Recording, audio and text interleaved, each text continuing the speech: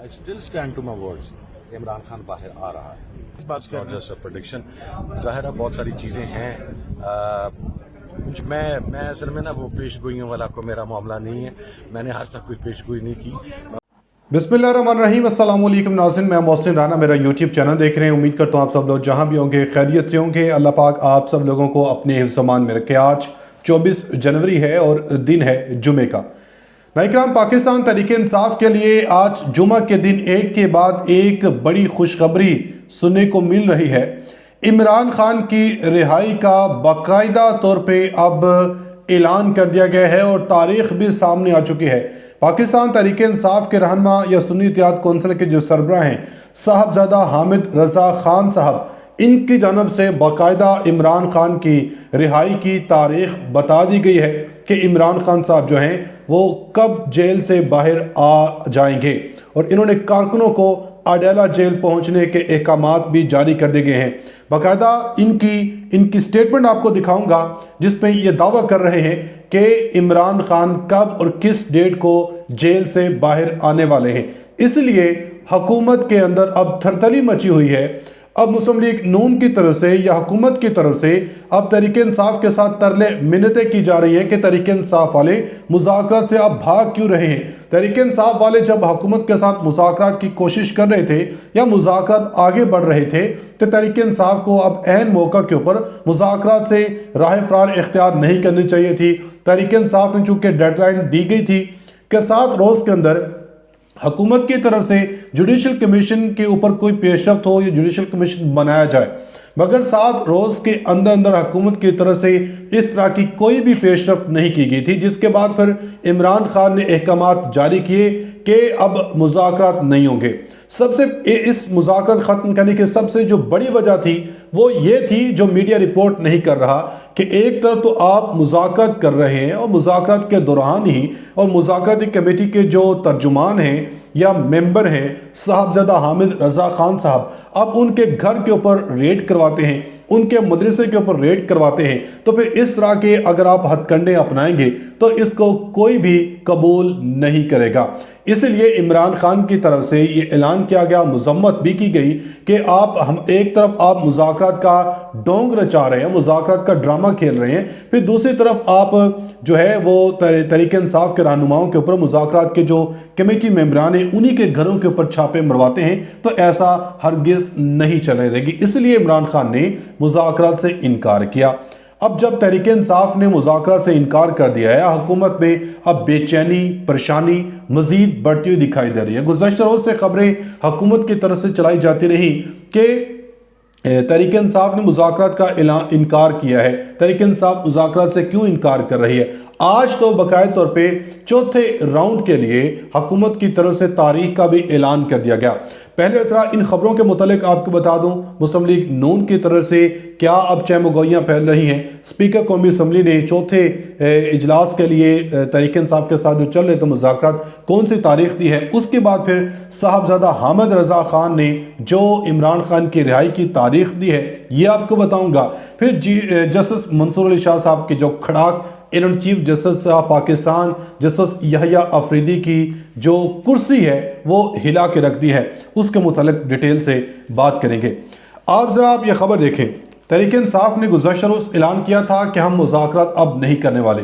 مذاکرات چونکہ بے سود رہے, ہم حکومت کے ساتھ جو ڈیمانڈ اپنی کر رہے تھے وہ ہماری ڈیمانڈز کو پورا نہیں کیا گیا.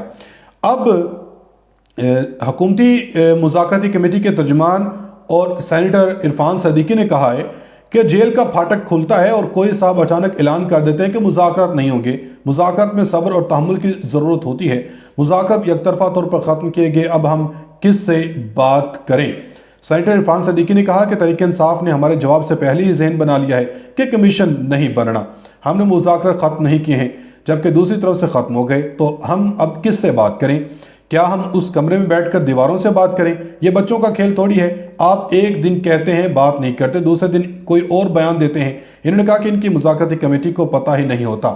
یہ بچوں کا کھیل نہیں ہے. یہ اگر مگر سے نکلیں, جو طے ہوا تھا 28 تاریخ کو بیٹھیں تو آئیں بیٹھیں اور ہمیں سنیں کہ ہم کیا پلان کر رہے ہیں.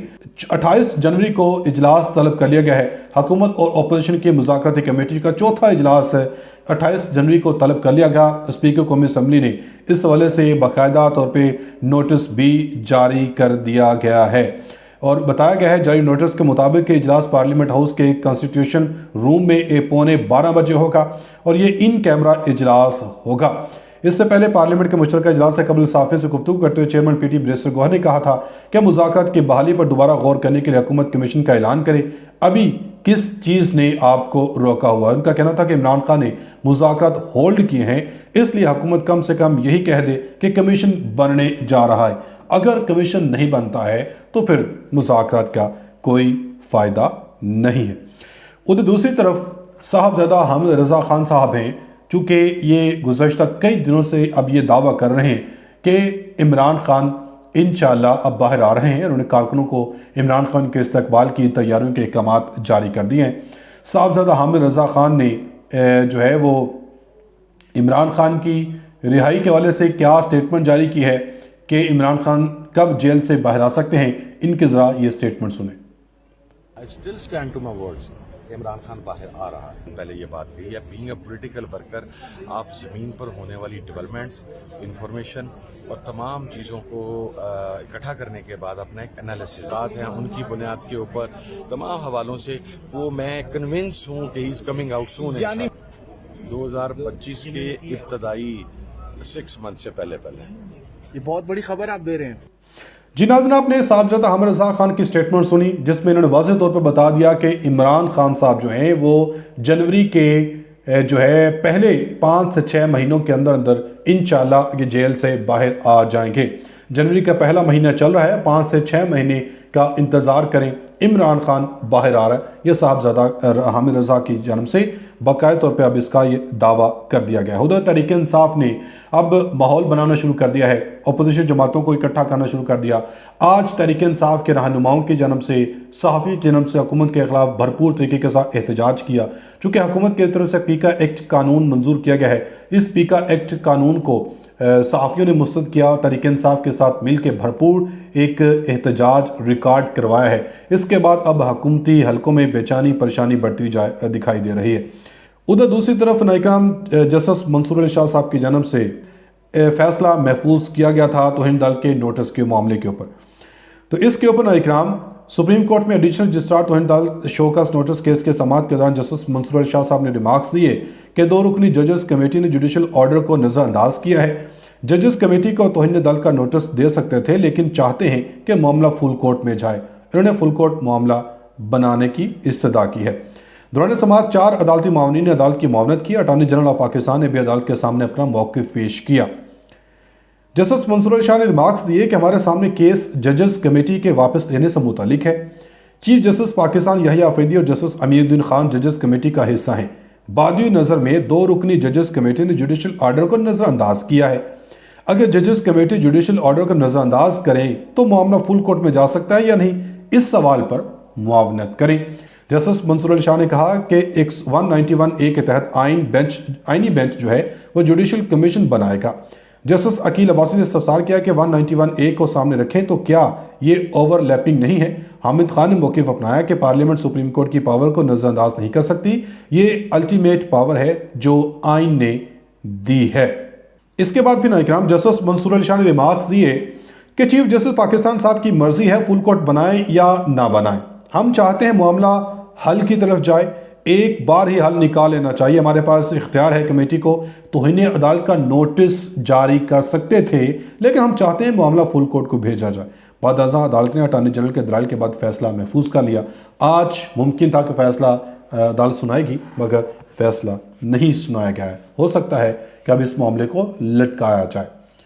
चीफ जस्टिस याहिया अफरीदी साहब या जस्टिस अमीरुद्दीन खान जो हैं, अब इनकी कुर्सी खतरे में पड़ती हुई दिखाई दे रही है। अपना बहुत सारा ख्याल रखिएगा, मिलेगा अगली वीडियो में, तब तक के लिए अल्लाह हाफ़िज़।